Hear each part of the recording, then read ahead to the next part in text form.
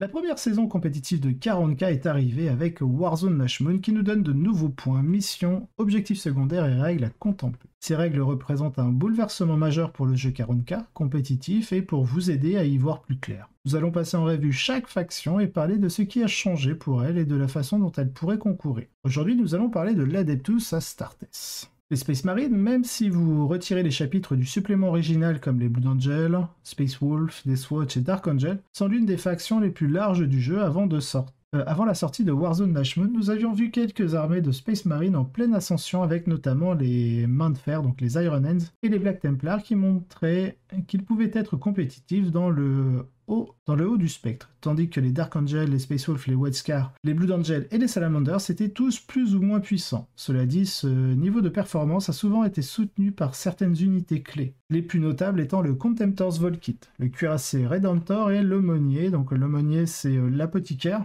L'aumônier c'est le chapelain en moto primaris, qui ont tous deux bénéficié d'augmentation dans la nouvelle mise à jour des points. Ensuite, il y a les changements de soupe, ils disent vraiment soupe. Then there are the soup. Ah oui, les soupes, oui, pour les soupes Imperium. L'Imperium Soup, les listes qu'on appelle Imperium Soup, ça va être des listes qui vont mélanger certaines factions. Par exemple, Space Marine, Astra Militarum,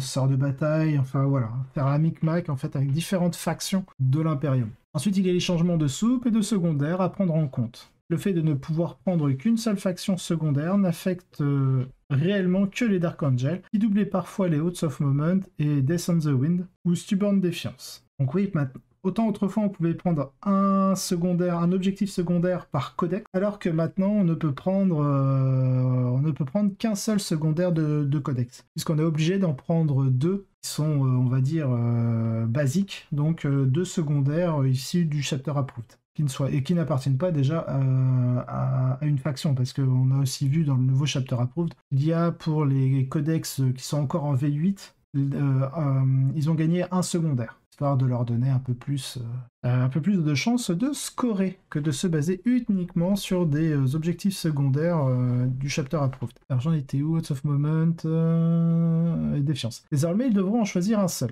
Le reste secondaire de faction pour les chapitres Space Marine n'était pas très utilisé, et Oaths of Moment a toujours été la meilleure des options disponibles pour les Marines. Les changements de sous-faction n'auront probablement pas beaucoup d'importance étant donné la façon dont les armées compétitives sont structurées. Bien que si les armées du Crusher Stampede continuent à dominer, nous pourrions voir les armées de Marines prendre un détachement d'Ultramarines avec Tigerius et des vétérans de guerre tyrannique qui ont le mot-clé Ultramarines codé en dur dans leur fiche de données. Mais en fin de compte, les perspectives sont plutôt sombres pour les Marines.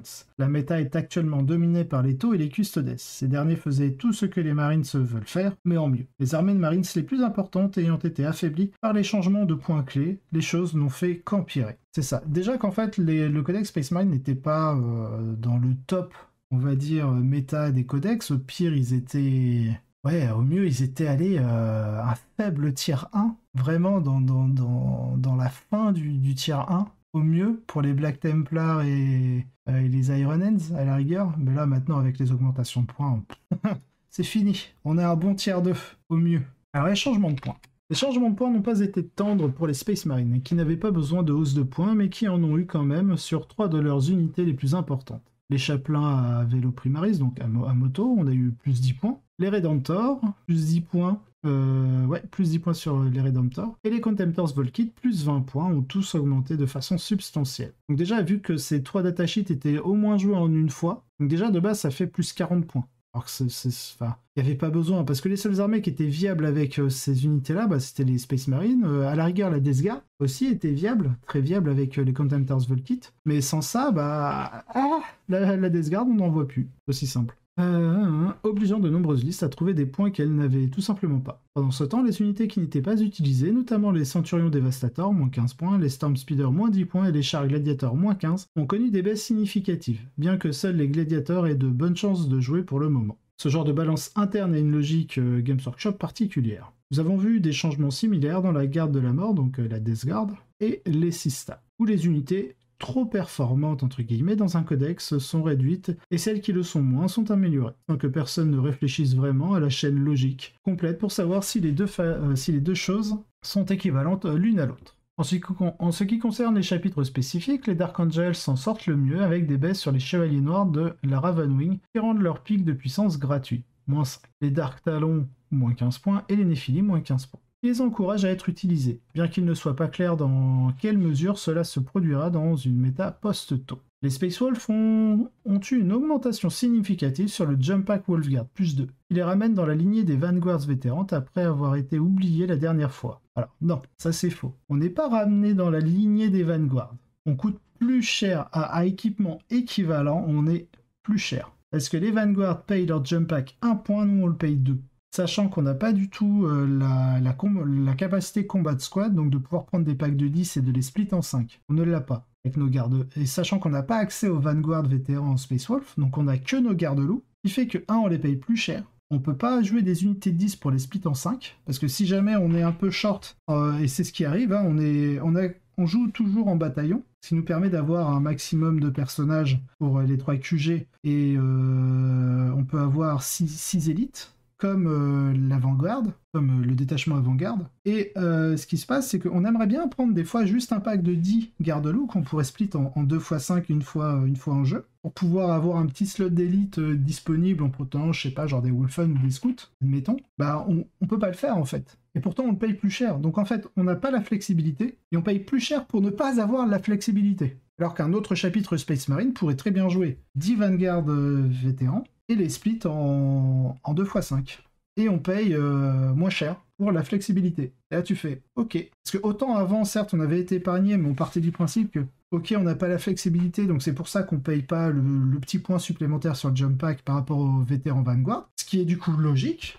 Parce qu'en termes de construction, vu qu'on est désavantagé, on a ce mini-avantage, et c'est vraiment un mini-avantage, c'est-à-dire qu'on ne payait pas 5... En fait, on coûtait juste 5 points de moins, c'est tout. Donc t'es là, tu fais, ok, maintenant on paye 5 points de plus. Donc on a pris plus 10 points, parce qu'on fait des unités de 5, donc 5 fois 2, 10. Et là tu fais, yeah, merci Games, vous êtes d'une logique imparable. On est dans la lignée Vanguard après avoir été oublié la dernière fois. Et des baisses sur la Thunderwolf Cavalry, plus les Wolfen et leurs Wargy qui vont susciter des conversations intéressantes. Du côté des Blood Angels, les unités de la Compagnie de la Mort et Méphiston sont un peu moins chères. Ce qui est bien, mais il ne suffira probablement pas à aider l'une des sous-factions les moins performantes. Avec Blood Angel à l'heure actuelle, j'aimerais pas être à leur place.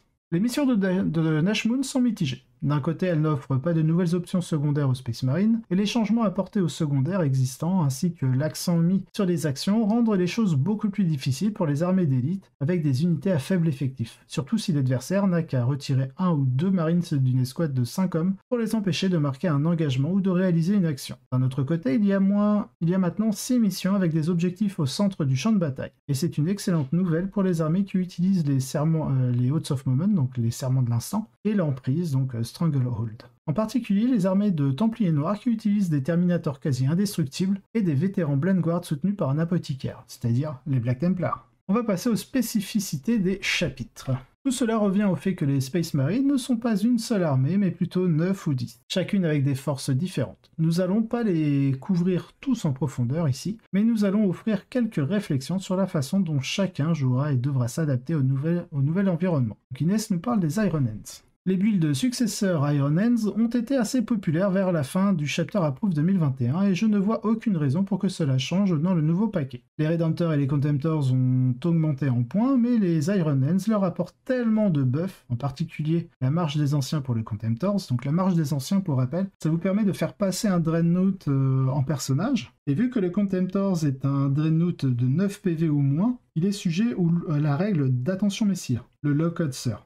Ce qui fait qu'en fait, si jamais vous jouez soit des unités de vent ou alors des vétérans de compagnie qui ont la règle de garde du corps, en fait vous allez vous retrouver avec une petite unité de garde du corps derrière un bloquant, 3 pouces devant votre Contemptors, donc vos vétérans ne vont pas être ciblés parce qu'ils sont cachés derrière le bloquant, et devant vous avez votre Contemptors, mais qui tire d'une violence inimaginable. Donc voilà pourquoi il précise la marche des anciens. Que si vous les utilisez avant, les augmentations de points n'ont pas changé grand chose. Il peut être un peu plus tenable d'utiliser le bibliothécaire, donc le librarian, pour fournir à vos Redemptors une sauvegarde invulnérable 5+, avec la diminution des chevaliers gris, qui était déjà un bon match-up pour les mains de fer.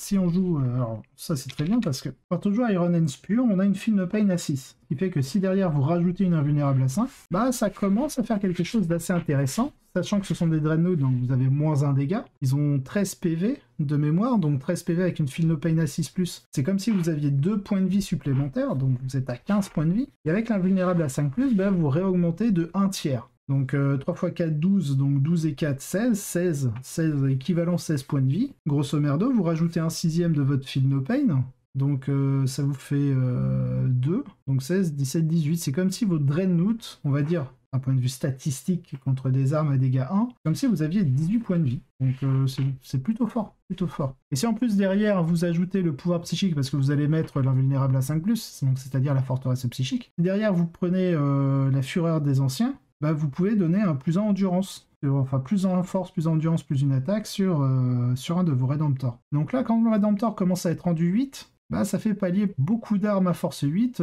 plutôt que de blesser sur 3+, blesser sur 4+. Et là, c'est plus la même histoire. Le blesser sur 4+, bah, c'est comme si vous multipliez par 2 vos nombres de points de vie. Vu que vous enfin, pas par 2, mais vous mettez la moitié de vos points de vie en plus, parce que vu qu'il blesse sur 4+, c'est une chance sur 2. Derrière, vous avez l'invulnérable à 5+, la Feel No Pain à 6. Et si jamais vous perdez des points de vie en tant que chapitre principal Iron Hands, bah, pour déterminer le palier de profil que vous allez utiliser pour jouer, bah, vous allez multiplier par 2 les points de vie restants pour déterminer quel palier vous allez utiliser. Et là-dessus, les Iron Hands sont excellents.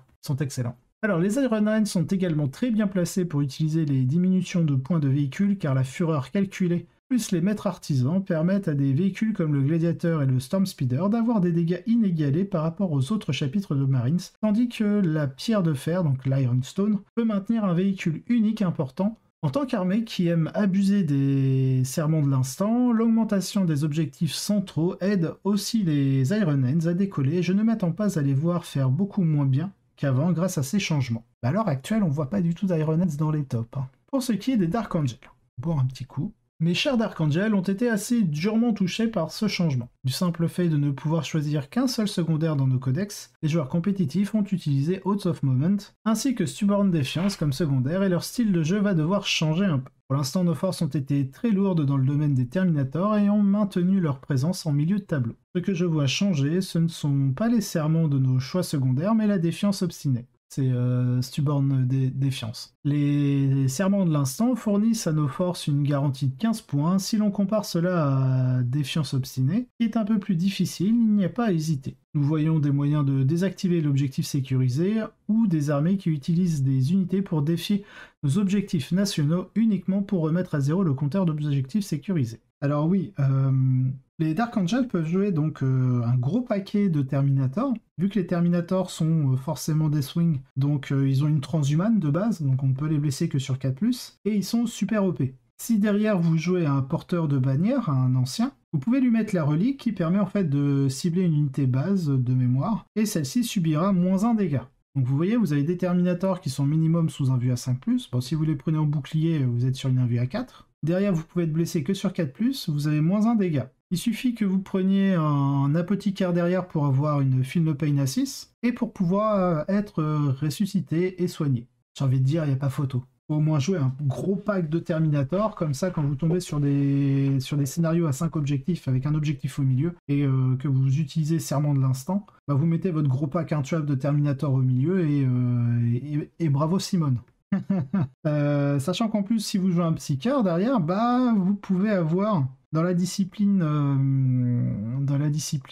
Dark Angel, vous avez accès à un Fight Last qui est très fort, surtout avec une unité qui est censée rester milieu de table, et vous avez un autre pouvoir qui permet en fait d'enlever l'objectif sécurisé à une unité ennemie. Et en plus, si elle était en train de faire une action, ça la fait fail. Donc ouais, Dark Angel, c'est strong. En ce qui concerne les augmentations et les diminutions de points, la seule qui vaille vraiment la peine d'être mentionnée est la baisse de 5 points des Chevaliers Noirs. Cela leur permet essentiellement d'acheter leur marteau Corvus gratuitement entre guillemets. Honnêtement, ils avaient besoin de rendre les marteaux gratuits aussi. Les Chevaliers Noirs à 35 points par modèle semblent un peu volés s'ils avaient une sorte d'option de combat rapprochée. Pas de sabre les gars, vraiment. Enfin, pour ceux d'entre vous qui préfèrent que leur Dark Angel soit un peu plus unique dans mon monde de cercle extérieur, dont c'est Inner Circle, le Dark Talon et le Nephilim Jet Fighter ont baissé de prix. Ces deux avions ont des éléments de base pour la majorité des listes que je joue, et dire qu'ils étaient surcotés était un euphémisme. Le Nephilim Jet Fighter est pratiquement inutilisable pour les Dark Angel normaux, car il n'a pas de support, alors que le Dark Talon peut planer et bénéficier de la tactique de chapitre des Dark Angel. Verrons-nous ces unités affluer sur les tables? Non. Cependant, je pourrais voir des mini-unités de chevaliers noirs réapparaître pour des points d'engagement rapides et durables, ce qui est des Black Templars. La dernière version des Space Marines a encore été touchée par les changements de points, et a eu tendance à dépendre plus fortement des chapelains à moto. Mais les pièces maîtresses de l'armée, les terminators d'assaut avec la Crux Obsidian et un apothicaire, les vétérans d'avant-garde et les personnages nommés n'ont pas changé de coup et sont toujours disponibles, comme pour d'autres constructions de marines sans mêlée. Les Templiers noirs sont facilement distancés par les taux et potentiellement surpassés par les Custodes.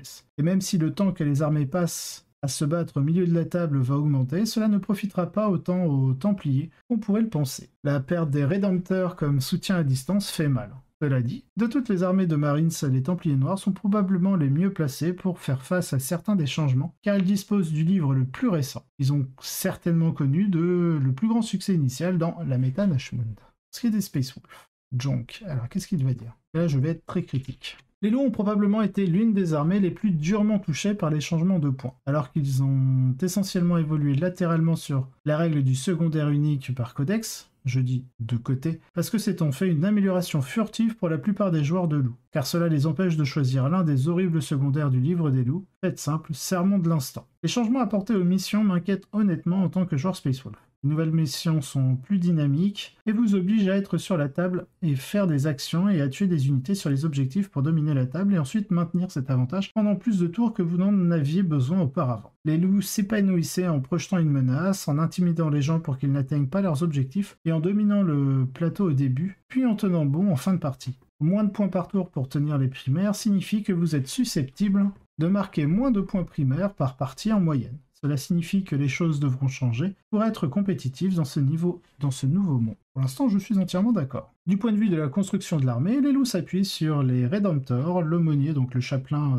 à moto primaris, et la garde des loups. Ce sont des unités de base et les augmentations de points ici vous font perdre 2 cyberloups de la liste dès le début. Parlez à n'importe quel joueur de loup de haut niveau et il vous expliquera en détail à quel point ces cyberloups sont importants pour les listes. Oui, les cyberwolves sont ultra importants. Alors, on n'est pas obligé d'en jouer 2, forcément, même un seul est très bien. En fait, c'est une petite unité que l'adversaire n'a pas envie de tuer, sauf s'il prend l'objectif grind them down pour tuer plus d'unités que vous. Ça, c'est indéniable, mais il n'y en aurait qu'un, potentiellement. Et en fait, ce petit loup, c'est tout con, mais c'est une ressource que vous pouvez perdre. Mais surtout, c'est une ressource, en fait, qui bouge vite, qui va pouvoir créer un écran pour éloigner les frappes et les infiltrations adverses. Autrefois, quand on le pouvait avec le secondaire Engage on All Front, là on pouvait se permettre d'en jouer voire 2, voire 3 grands max. Et du coup, on pouvait l'envoyer sur les côtés de la carte, en restant caché grâce aux ruines. On pouvait aller chercher des points engagés sur tous les fronts. Maintenant qu'engagé sur tous les fronts, il faut 3 figurines minimum pour le scorer. Le cyberloup devient moins utile. Par contre, il sera toujours utile pour créer un écran. Et il a le mot-clé Adeptus Astartes, donc il peut aller scorer l'objectif en serment de l'instant, Oaths of Moment. Donc voilà pourquoi le cyberloup en fait est très intéressant pour le Space Wolf. C'est une unité qui est pas chère, qui est sacrifiable et qui a beaucoup d'utilité chez nous. Maintenant, c'est surtout pour le Oaths of Moment et la création d'écran. Alors, qu'est-ce qu'on nous raconte ? Dans l'ensemble, je pense que les Wolves verront leur taux de victoire baisser dans un avenir prévisible lorsque vous combinez tout cela ensemble. Mais c'est comme ça, il est temps pour les joueurs de Wolf de retourner à la planche à dessin et de trouver quelque chose qui fonctionne dans ce nouveau jeu. C'est la moitié du plaisir de jeu en premier lieu. Ouais, ça c'est vraiment une phrase pour positiver la situation. Du côté des White Scars. Les White Scars ont été durement impactés déjà de base par la méta, parce qu'on voit apparaître de plus en plus d'armées qui font -1 dégâts, et le -1 dégâts neutralise directement leur super doctrine. Donc on va voir ce que l'on va nous dire ici. Les White Scars ont été dans une situation difficile pendant un certain temps et une grande partie du succès que je voyais était due aux 2 dreads châssis qui ont été touchés par les changements de points. Avec la fusillette du chasseur comme outil de mobilité et la puissance de combat générale des cicatrices blanches, donc des White Scars, ils ont fourni un tir solide pour soutenir le combat de fin de partie de l'armée. Dans une méta où le jeu commence à être percutant beaucoup plus tôt et où le tir est plus cher. Je pense vraiment que ces changements ont fait beaucoup de mal aux White Scars. En tant qu'armée en difficulté, ce n'est jamais ce que vous voulez entendre, mais très peu de ce que les White Scars veulent faire correspond à la méta actuelle, malgré ce que je suppose être une augmentation des combats au milieu du terrain. Les White Scars ont du mal lorsqu'ils sont mis sur la défensive et tant d'armées dépassent leur menace de combat que vous vous êtes appuyé sur le tir des Dreadnoughts pour forcer la fermeture. Et perdre 30-60 points de ces constructions vous coûtera généralement une unité de combat complète en raison du prix élevé des marines. Dans l'ensemble, les temps sont tristes pour les White Scars.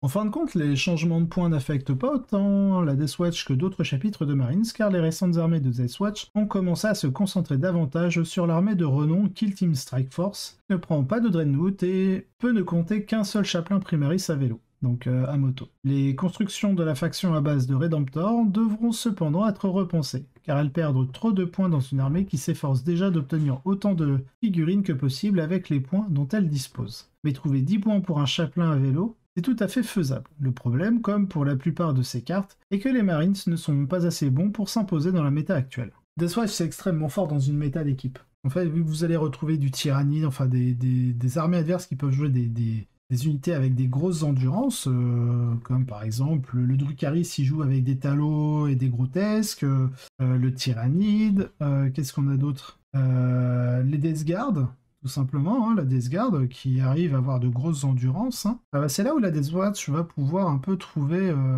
sortir l'épingle de la botte de foin. Voilà.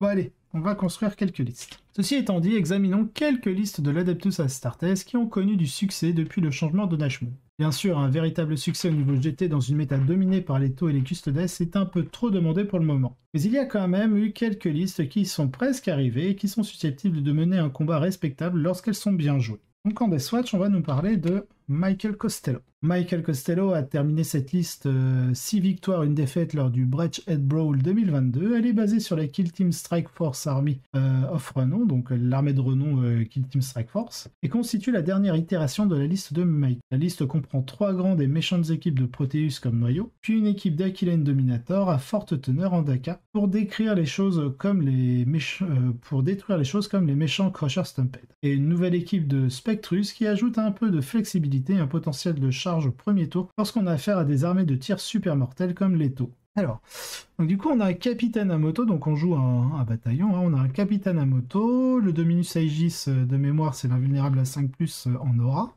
donc griffe éclair, bouclier tempête, Castellanos Backwolf, Mastercrafted Weapon, donc pour avoir le dégât 2 sur la griffe. Donc là on se la joue un peu Space Wolf style. Primaris Chaplain, donc récitation de focus c'est plus 1 pour toucher, Canticle of Hate c'est plus 2 à la charge, The Ties That Bind Aura, ça je vois pas tout ce que c'est, Litany of Hate c'est la litanie de base, il a la Beacon Angelis, donc ça c'est pour pouvoir se TP ailleurs, et il a le Wise Orator. On a un Primaris Librarian avec le Prémort Résonance et le Fortified with Contempt. Ensuite on a donc la fameuse unité Indomitor, donc c'est la grosse unité qui va vous balancer 60 tirs avec les agresseurs et les intercessors. On a la Proteus, donc ça c'est John Pack. Ça voilà, ça c'est l'unité on va dire de mêlée hein, avec leur marteau tonnerre. Ensuite on a encore une Proteus, donc ça va être la même chose, voilà, avec les Thunderhammer, les Storm Boucliers pour encaisser, pour faire les PV fusibles. On a une Proteus encore, donc pareil, hein, Storm, voilà, puis les Storm Shield. Et on a une Spectrus, donc ça c'est avec les Infiltrators et les Incursors. Ça, pas de souci. Du côté Space Wolf, alors Jamie Paris, on se connaît bien. Donc Jamie Paris a mené cette liste de successeurs des Space Wolf, un résultat de 5 victoires, 2 défaites lors du Beachhead Brawl 2022. Elle est particulièrement remarquable pour l'inclusion de Wolfen, où il faut 2 escouades pour se déplacer rapidement et frapper fort. Les Wolfen sont intéressants dans la mesure où ils ne peuvent pas effectuer d'action. Ils sont donc tout offensifs ici. Ils aident aussi à compenser les augmentations de la garde des loups et de l'aumônier à vélo. Parce qu'on a eu vraiment une grosse baisse en points sur les Wolfen Avant le Chapter Approve 2022, les Wolfen, on était aux alentours de 180 points les 5 en marteau-bouclier. Et paf, on passe à 145 points les 5 en marteau-bouclier. Ça fait une sacrée réduction. Donc Jamie n'a toujours pas changé, il joue toujours son maître de chapitre en jump pack. Moi je le préfère en moto, parce que comme ça je peux faire 21 pouces et charger. Charger, charge reroll et enfin charge à +1 et reroll. Et sinon on est un peu sur la même chose, sauf que lui là il est parti sur la saga du chasseur, toujours pour advance et charge. L'armure de Rust pour mettre le fight last, il est parti sur un Thunder Hammer. Donc un marteau tonnerre. Ensuite, il joue un Chaplain Primaris, donc avec le mantra de force pour avoir un deuxième personnage plutôt tanky. Et franchement, le Primaris, la saga du chasseur, je l'aurais mis sur le Primaris Chaplain. Surtout si tu joues en mantra de force. Benediction of Fury, Chapter Command, ça on le sait tous. Donc là, on a un gros ton avec le mantra de force, la Benediction of Fury. Donc en fait, ça permet d'avoir un Chaplain à 6 d'attaque, touche à 2+, vu qu'il joue en successeur, c'est double explo D6 quand il est en doctrine d'assaut. Force 7 grâce au mantra, PA-2, voire -3 en doctrine d'assaut, et dégâts 4, et s'il fait des 6 pour blesser, il fait une mortelle en plus. Donc ça fait un gros ton quand même. Hein. Ensuite, on a une unité d'intercesseur d'assaut, on a une unité d'incurseur, une unité d'infiltrateur. Donc il a abandonné son gros pack d'intercesseurs, enfin de 10 intercesseurs pour tirer. À la place, il joue une escouade de scouts. Moi aussi, je vais réfléchir peut-être à abandonner mon unité de 10 Marines. Donc on a quoi? Scout Squad, Wolfguard, ok. Donc il a que 2 Wolfguard, il a 2 unités de Wolfen, il joue toujours ses 3 Cyberwolf. Donc ça c'est sûrement pour aller tenter le serment de l'instant. En fait le Cyberwolf va être ultra fort sur le scoring si on est joueur 2. Parce que vu qu'on peut scorer le moment de l'instant avec les Cyberwolves si on est deuxième joueur, en fait on va aller faire advance pour arriver dans les 6 pouces du milieu de table. Et vu qu'on score à la fin du tour de bataille, si on est deuxième joueur, la fin de son tour c'est aussi en même temps quelque part la fin du deuxième tour c'est la fin du tour de bataille, et donc du coup notre cyberloup qui vaut 15 points va scorer 2 points de victoire au centre de la table. Si en plus l'adversaire n'a pas pris le contrôle de l'objectif du milieu de table, on peut aller créer on peut obtenir des points aussi via l'objectif secondaire de l'emprise. Alors par contre il joue 1, 2, 3, 4, 5, il joue que 5 élites, donc il a encore de la place. Il joue une unité d'éliminator, donc ça c'est pareil, c'est pour le scoring. Moi personnellement, je suis pas ultra fan des éliminators, parce que ça peut facilement se faire avoir. Bon, il joue les éradicators avec des Heavy Melta Rifle, et il joue une Deva Bomb, donc des longs crocs dans un drop pod avec 1, 2, 3, 4 multifuseurs et un 5e en grave canon pour le double tir grâce au chérubin en fonction de la liste qu'il affronte. Je trouve ça excessif. En fait, pour avoir testé plein de fois, c'est très fort en Alpha Strike, certes, mais en vrai, tu vas arriver, tu vas détruire un truc. Donc j'espère que ce que tu vas détruire coûte plus de 273 points, parce que clairement, ton unité, elle meurt après. Il n'y a pas vraiment grand-chose à négocier, mais ton unité meurt. Parce qu'elle est beaucoup trop menaçante pour rester en vie. Et je trouve que perdre en un tour 273 points, sachant que ton trade va pas être si énorme que ça contre l'adversaire, je trouve qu'en fait, plutôt que de jouer des 273 points là, tu rajoutes 50 points ici pour monter à 5, une escouade de 5 éradicators, et le reste des points que tu as, donc il te reste 223 points, tu l'investis ailleurs. Ça, je suis vraiment parti de ce postulat en fait. Bref, donc Land Speeder Storm pour ces scouts. Ok, mais on va passer à la liste Ironheads. Cette liste qu'Antonio Mann a couru jusqu'à la première place lors de l'événement GT Granada War Lotus en août dernier nous donne une idée intéressante de ce qui aurait pu se passer pour la faction, avec une liste qui contient déjà assez de Storm Speeder et de Gladiators pour couvrir les augmentations sur les Redemptors. La liste d'Antonio est actuellement 20 points moins chère qu'avant. La seule question qui se pose est de savoir si l'aligner sera toujours une bonne idée dans une méta post-taux, et une méta où l'on perd 15 points sur Bring It Down à chaque partie maintenant que les Storm Speeder coûtent pour 2 points de victoire chacun.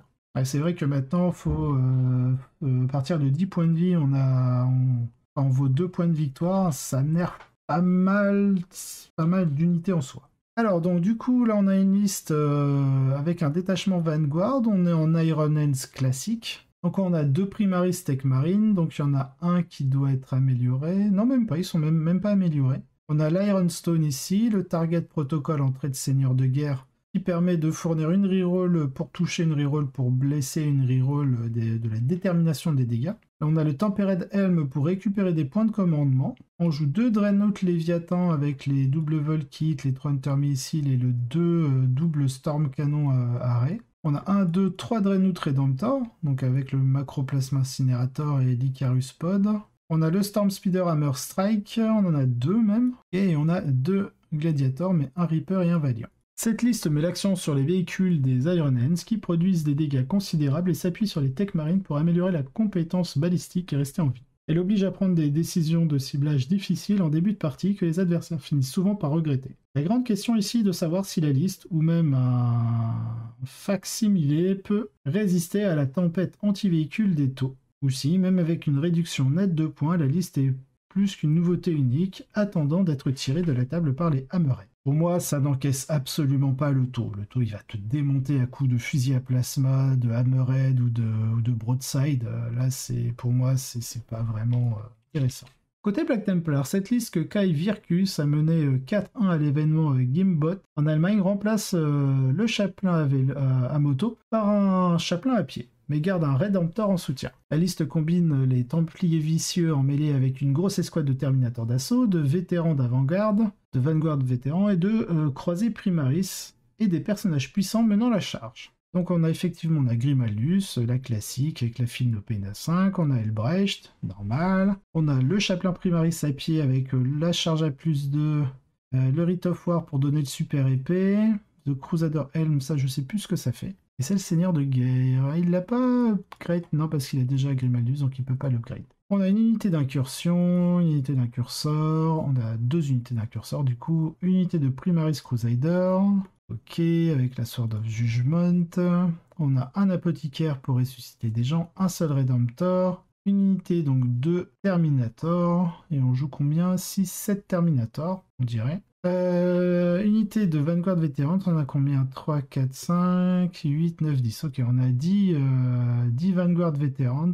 On en a 1, 2, 3, 4, 5, 6 en Storm Shield et 2, 4 en double Lightning Claw pour avoir un gros volume d'attaque. Et enfin une unité d'Eradicator avec un multifuseur plasma et tout le reste en Melta Rifle. Ok. Voilà qui conclut notre tour d'horizon des Space Marines. Nous n'avons pas couvert tous les chapitres, mais certains ont changé plus que d'autres, et pour beaucoup d'entre eux, les gros titres concernent l'abandon des Volkit et des Redemptors et la recherche d'une certaine efficacité ailleurs. Dans l'ensemble, c'est un environnement difficile pour les Marines avec les taux et les Custodes qui dominent le terrain. Les premiers sont nettement meilleurs pour tirer et tuer les Marines, tandis que les seconds sont tout simplement meilleurs dans tous les domaines. Ce qui est vrai. Et enfin, le petit message promotionnel. Vous avez des questions ou des commentaires, envoyez-nous un message dans les commentaires ci-dessous ou à l'adresse contact@gunhammer.com.